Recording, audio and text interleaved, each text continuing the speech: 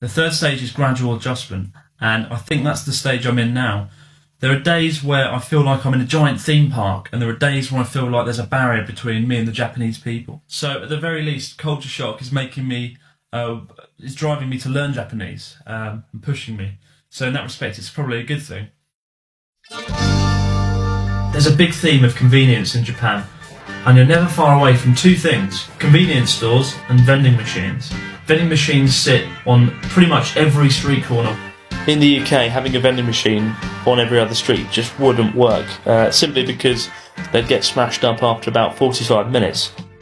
Here in Japan, you can put one in the middle of nowhere, and because of the almost non-existent crime rates, it's not a problem.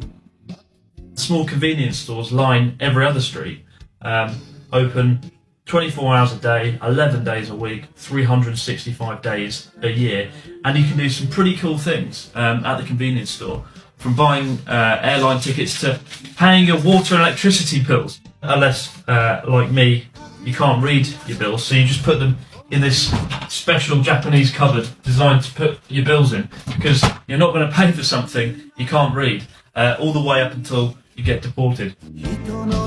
One of the most convenient tools in Japan is this.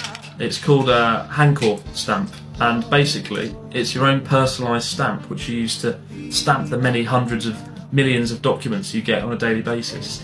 And I'd never heard of it before I came to Japan, and there are entire shops dedicated to crafting these personalised stamps and selling these cases, and you can get some pretty pimped up stamps made of like gold or silver, depleted uranium little holders for your stamps. It's pretty cool, admittedly, and I like using it because I feel just like a lazy gangster.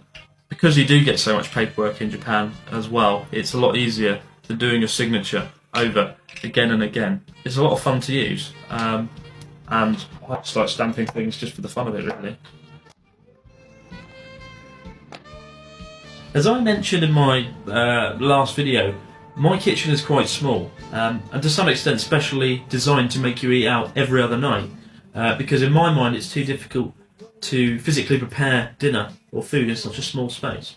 But to some degree, this kitchen is once again a good example of Japanese innovation and foresight, because by having such a small kitchen, I eat out every other night, and in the process walk to and from restaurants, keeping me fit. So, to some degree, the kitchen is keeping me fit and healthy, although I did just get a car.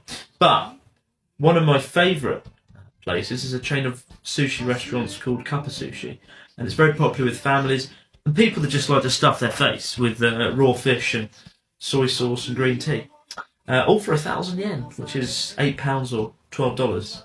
When I first started going, I thought, like most things Japanese, it had a real air of convenience about it. After all, your food comes to you on a conveyor belt, or you order at a screen and it comes to you on this little train, which is amazing. It's honestly the future, but now in train form, and you wonder why all your food's just not brought to you on a train. It just makes sense.